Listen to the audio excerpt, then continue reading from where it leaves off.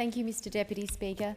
There may be some disagreement in this House, but Sydney really is the best city in Australia. The winner really was and still is Sydney.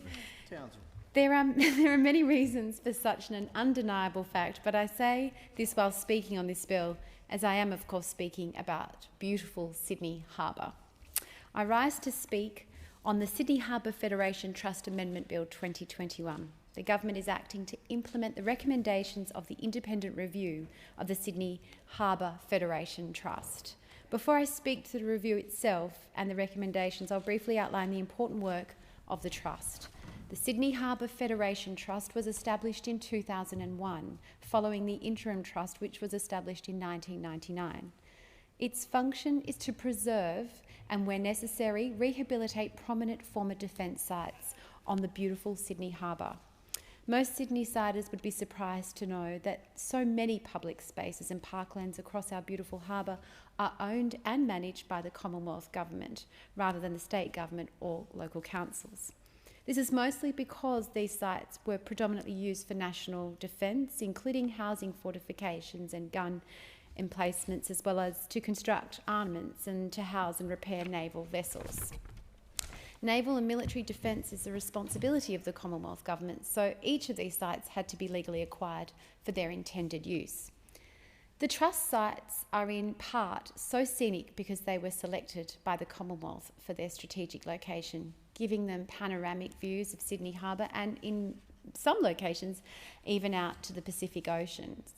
These sites include Cockatoo Island, where my daughter has just told me she had a school excursion at once before, North Head Sanctuary in Manly, Headland Park in Mossman, the sub-base platypus in Neutral Bay, Woolwich Dock and Parklands, the former Marine Biological Station at Watsons Bay, and Macquarie Light Station in Vaucluse. Even today, Sydney Harbour continues to host active naval facilities, including HMAS Penguin in Balmoral, HMAS Waterhen in Waverton, and HMAS Watson at South Head near Watsons Bay. If you've ever visited Sydney, you have probably been to one of these locations, and if you haven't, then I highly recommend that you do when you holiday here this year. Each of these locations are unique places, possessing a rich heritage and magnificent natural beauty. It is our duty to ensure they are all well protected so that we can pass them on to future generations to enjoy in the same way that we have. The federal government initiated a review of the Harbour Trust and its financial, governance and legislated arrangements last year. And the review was led by Ms Carolyn McNally and Ms Erin Flattery, and I thank them for their hard work throughout the process, as well as the dedicated secretariat team provided by the department. The terms of reference highlighted some particular considerations for the review, notably the considerable work required at some sites, of which the cost would be quite substantial. The review was tasked with investigating the current management structure of the Trust, as well as its funding capabilities. The terms of reference also dictated that the review should present for multiple options for future arrangements for Trust sites, including advice on community views, economic and social costs and benefits, costs to taxpayers, and legislative changes required. The independent reviewers work closely with the Harbour Trust, relevant experts and, of course, the community to identify the challenges and opportunities facing our beautiful harbour and the Trust. Following a consultation period which included 4 public forums, the final report was released on the 18th of June in 2020. My own friend and colleague in the other place, Senator Andrew Bragg, made a submission to the inquiry. He outlined 3 key subject areas which needed review: governance, completion of rehabilitation and partnership opportunities, and conservation.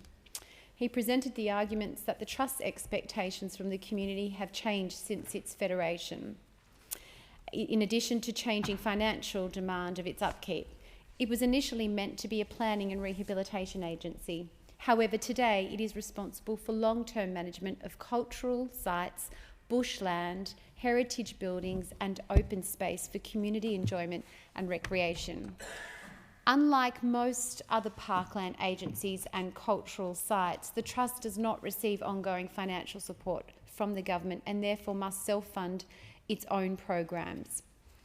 An exposure draft on the bill was provided for public comment in the period 2nd of October to the 13th of November 2020.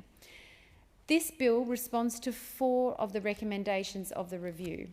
The federal government will make the trust an ongoing entity rather than the remediate and hand over to New South Wales basis on which it was established. The bill revises the requirements for appointments to the trust to ensure that the trust has the skills and experience needed into the future as an ongoing entity. The bill lifts the threshold for contracts that require ministerial approval to ensure that the trust has appropriate operational independence. The bill reforms protections against longer-term leasing and licensing of the trust lands to greater than 25 years. And finally, the bill includes changes associated with a review and updating of regulations under the Act, which are due to sunset on the 1st of October 2021. These proposals come following extensive consultation informing the development of the bill. The government has worked closely with key trust stakeholders in finalising the proposal, and I believe it deserves bipartisan support. I strongly commend the proposed changes in this bill, as well as the overall work of the trust. It is critical the government continues to support these bodies as they preserve the cultural and historical significance of these beautiful locations